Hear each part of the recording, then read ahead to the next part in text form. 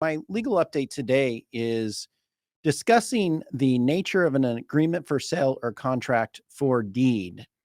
I receive a lot of questions about, exactly how an agreement for sale, contract for deed operates. I get questions like, well, what about the purchase contract? How do I set up the purchase contract to do an agreement for sale or contract for deed? What about the promissory note? What about the, mortgage or deed of trust? And um, as a result, I don't think people use this instrument like they should. It's actually becoming kind of my favorite way to acquire or assist my clients in acquiring property subject to the existing loans. And the reason is it's a fairly simple document, it's a fairly simple process, and the title stays in the seller's name. And while, but on the flip side, the purchaser has full rights to the property and has all of the benefits of a purchaser. They just don't have legal title to the property, and as a result, um, I even though due on sale clauses prohibit contracts for deeds and agreements for sale, I've yet to see a due on sale clause called or a loan called for a due on sale clause violation when the property was acquired via contract for deed or agreement for sale. The reason why I don't think it's widely used, though, is because people don't really understand or appreciate exactly how it works. So the way an agreement for sale or contract for deed works is it's one document and it does everything for you. And what I mean by that is it's your purchase contract. It is your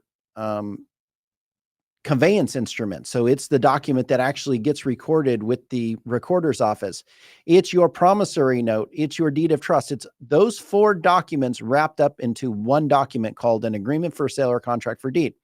So basically, the way you go about acquiring property using this instrument is the instrument is prepared just like a purchase contract. So you go and you have an verbal agreement with the seller, and you go and you fill in all of the information on the agreement for sale. The closing date, the escrow agent, the financing terms, the subject to nature of the transaction. If you're going to acquire the property subject to existing loans, you basically fill all that in. You even have an inspection period. You have everything that you find in a purchase contract. And then you also have your financing terms baked into that agreement. And then the parties sign it. They don't need to notarize it. They can sign it and it will be binding with signatures that are not notarized. And then you take that agreement for sale or contract for deed and you submit it to the escrow agent. So you basically put it into escrow, and then the parties do what they do under a normal purchase transaction. They go and they have an inspection and, inspection period. They have the opportunity to, maybe you want to assign the contract. You have the opportunity to assign the agreement for sale. You have, you go through the closing process. You pull a title report. You make sure title's clear. You basically do everything that you would do under a standard transaction.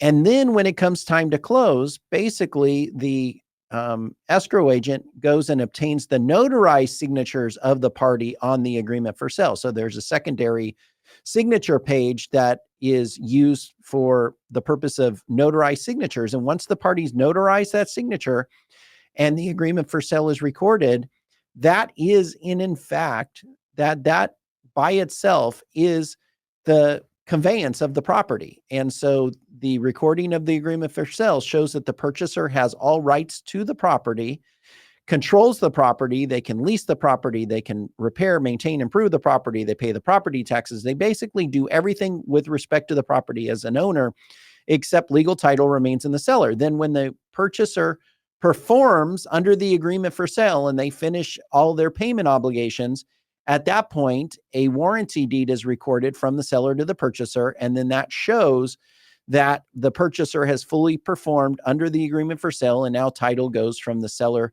to the purchaser. I won't get into a discussion as to foreclosure or forfeiture using an agreement for sale. That will probably come next week. But I just want everyone to understand really how an agreement for sale works or a contract for deed works, because it actually is a very simple process, because it's literally one document that the parties fill out, they submit the escrow, and then when it comes time to close, they then execute it in notary fashion. It gets recorded, and that's it. It's very simple. It's doesn't require, different conveyance instruments, promissory notes, deeds of trust, purchase contracts. It's one simple document, which is why I really like, and it's becoming my, um, favorite instrument to use for subject to transactions.